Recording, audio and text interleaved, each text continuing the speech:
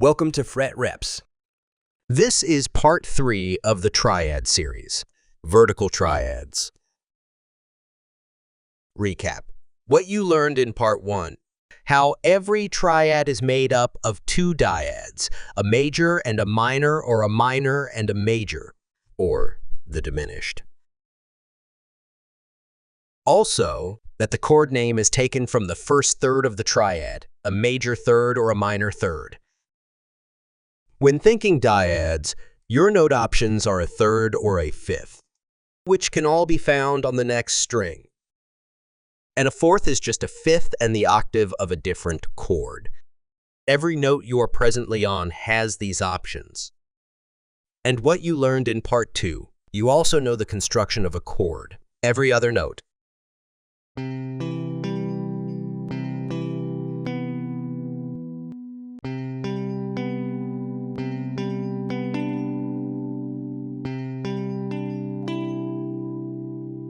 Now that you know dyads and no triads going up and down the top 3 strings, it's time to look at how these triads translate to the other strings. It's important to know that it would be best to practice the horizontal triads exhaustively first. I mean, do them repeatedly for hours or days before you move on to this video. Doing this will make this video a breeze. Why? Because your hands will already be comfortable with that triad shape, and your ear will be thoroughly trained on what each triad sounds like in the order they are within. So much so that when you stop playing the guitar, you'll still hear the chords playing in your head, like a song stuck in your head that plays all day and night. Playing these triad shapes on other strings gives you the convenience of having a chord change closer to the last chord, instead of having a long reach from chord to chord. On the guitar, you can find the same chord in different areas on the neck.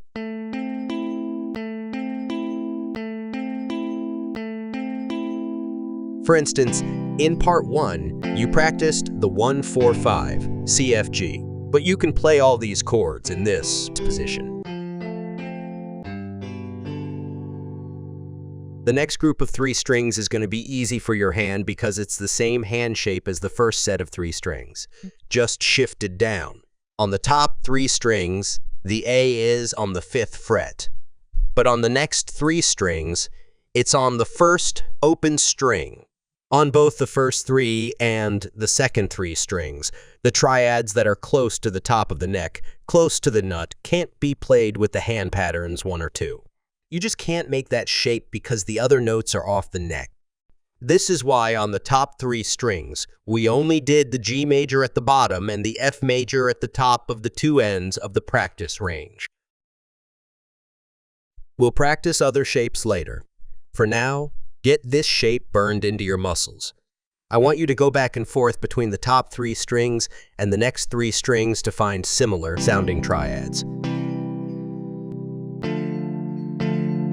If you're using the fret labels, this will be easy because you can see where the shapes are. You just need to use your ears to find the ones that sound the same. Here's a hint. They will always be 5 frets down from the top 3 strings. Remember that this chord order repeats, so some chords will be closer. For instance, on the top 3 strings, the F major is on the top end and the G major is on the bottom end of the chord range of the scale.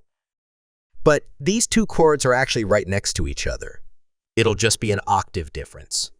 Now on these next 3 strings, C is on the 3rd fret. I want you to consider this to be the bottom reach of the chord range and the 12th fret, A, to be your top reach of the chord range.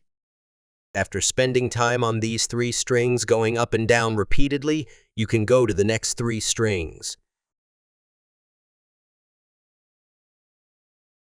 Because of the B string shift, the triad shape will change. If you're using the fret labels, it'll be easy to see where the difference will be. Your pinky will no longer be the top note. The major will usually be the first, middle, and ring fingers. The ring finger will be the note you use to guide when going up and down the neck. The minor will have the ring finger as the key note and the first finger barring the next 2 strings. Remember to focus here. This is your key.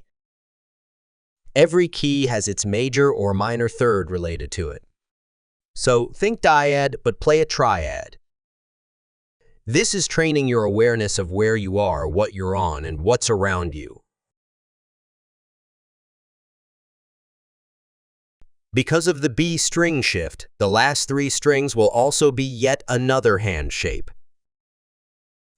The minor will look like the major on the previous 3 strings, and the major will be the ring finger, pinky under the ring finger, and the first finger playing a minor dyad.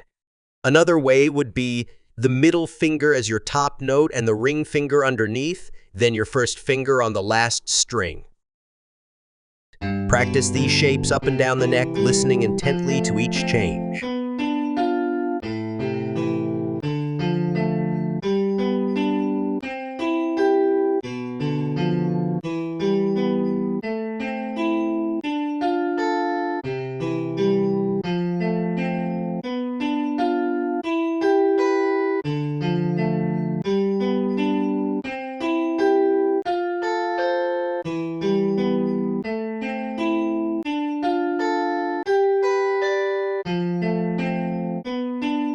Burn these shapes into your muscle memory. Keep in mind that we are only practicing one triad sequence, the first, third, and fifth.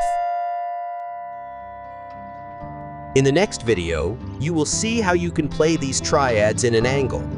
There will be plenty of interesting patterns to point out in that video.